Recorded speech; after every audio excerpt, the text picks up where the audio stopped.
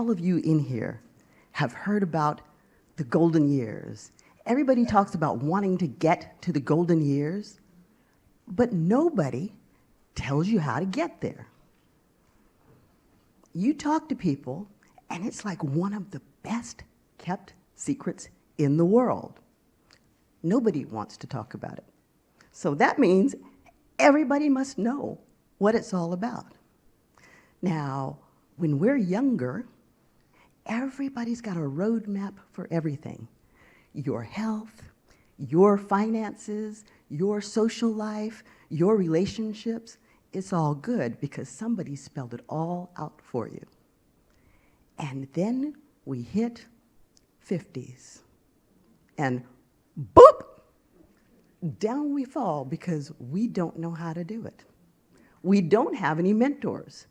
Nobody told us what it was all about. Now, I'm sure that some of you know somebody out there. I'm not saying it's you, but there's some woman out there who carries a bag of extra clothes around with her because she's in those perimenopausal, menopausal years, and she never knows when Niagara Falls is gonna start running down her back and between her breast. Now, I'm not saying that it's you, but I'm sure that you know some woman out there like that. And don't get it twisted. Women are not the only ones who go through menopause. There's something called andropause. Now, what does that look like for the fellas? You may be laying next to that man that jumps up in the middle of the night and he has to change his shirt. Or he's laying towels across the pillow because while he lays there, that pillow is turning into soggy mush of a swimming pool. Then us girls, we have girl bladder, means we can't wait and we have to cross our legs every time we start to laugh. The fellas have those issues too, though, because when he gets up in the middle of the night, you better jump, because if he hits that door before you do, your girl bladder is in trouble, because instead of peeing like a racehorse, now it sounds more like a babbling brook. And he's gonna be in there for a while. Those are some of the physical things, the physical pitfalls that come along with midlife that nobody ever talked about. Now, it might not be a physical thing for you. Your concern might be financial, because they told us how to invest, how to save, things were going to compound, and we all had it going on because we were going to have financial freedom by the time we were 45, 50, whatever your number was. And all of a sudden, you get to 50 or 60 or 70, and you look at those finances, and you realize you have more golden years than you have money to support them in the way that you want to do it. Now what you gonna do?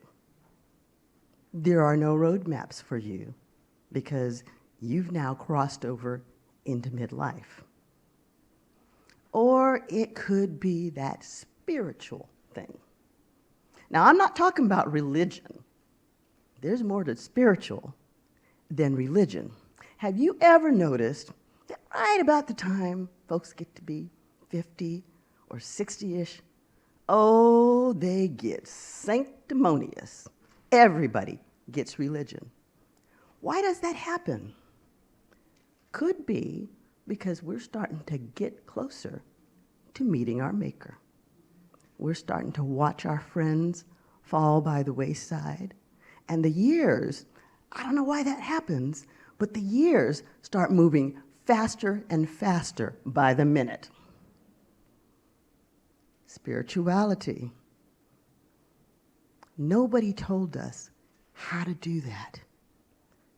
And most people have no clue what their spirituality is, whether it be their relationship with God, self, the world around them. They're so busy running the game of life that they don't think about the real meaning of life. And so we're going through this whole midlife thing in a state of trepidation because there is no roadmap. Well, I'm here to give you a roadmap today. I'm Dr. Cheryl BryantBruce, MD, also known as the Celebrity Doc. I've been in Time Magazine's 100 Most Influential People in the World, and I've been an advisor to 2 presidents. And the message that I gave them, and the message I want to give to you all, is that you are your greatest asset.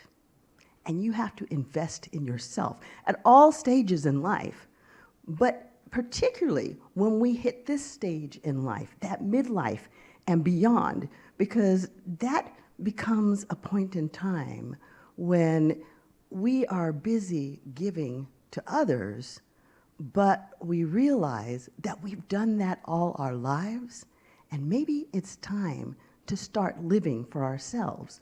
And we want to do it right, because this is the second half of life. You only get 2 halves. You don't get to practice half the second half and another one coming. So we have to get it right now. There's a pressure to get it right, and nobody's telling us how to do it. Well, I'm going to tell you there's one key concept in all of this, and that is it's all about relationship. Now, I came up with a healthy lifestyle paradigm that has 7 components. I have the acronym emphasis for it. E is for emotion, M is for mental, P is for physical, F is for financial, F is for family plus 5, S is for social, and S is for spiritual, your spiritual core, your base. Now, I wanted you to have something to hang that on, though, so that you would remember it. That something to hang it on is the image of a windmill. Your life is a windmill with 6 blades and a very wide base. That's the core. That S for spiritual is on your base. All of the other letters are on the blades of your windmill: emotional, mental, physical, financial, family plus 5, social, and spiritual. And when the winds of life come through and batter you around, that spiritual base will keep you strong no matter what's going on. So now you have something to put all of this on. There's 7 things there that we talked about, so we're only going to look at 3 right now, and that's the physical, and we talked about the physical. Now, the physical, I decided that I was not going to be one of those women with hot flashes. I knew that because my mother was a Barbie. She was fabulous, gorgeous, woke up with perfect makeup, perfectly coiffed hair. And I went into the store with my mother one day. She started fanning. She started pulling at the clothes. And all of a sudden, she reached up and she pulled that perfectly coiffed hair off of her head. And there was a buckwheat braid standing up in the middle of her head, and the sweat was running down. I vowed on that day I wasn't going to have a hot flash. And I never did. Why? Mind over matter. The body was under the control of my mind. I'm my greatest asset. So I invested in myself to make sure that no hot flashes happened. I invested in myself to make sure the body stayed right, the mind stayed right. I ate what I needed to eat, food and spiritually. You are your greatest asset. You have to invest in yourself. Relationship with finances. Relationship with finances is something that you really have to attend to. And the reason is because we get all of this information when we get to that point that okay, you haven't made it to that savings that you want to do, so what do you have to do? You have to save more. You have to develop a spirit of lack. I can't have that latte. I can't have this. I can't have that. Well, doggone it, I want it. Don't develop a spirit of lack. Develop a spirit of plenty. You are in your golden years. Make them golden by living with what you have. What you have is plenty. All you have to do is get a good relationship with it and figure out how to make it do what you want it to do for you. Get a good relationship with it so you have a relationship of gratitude and appreciation for what's there, or else you will spend all of your life chasing the money and worrying about paying a bill. You're gonna die with a bill, and you can't take it with you. I have never gone to a funeral and seen a hearse pulling a bank vault, okay?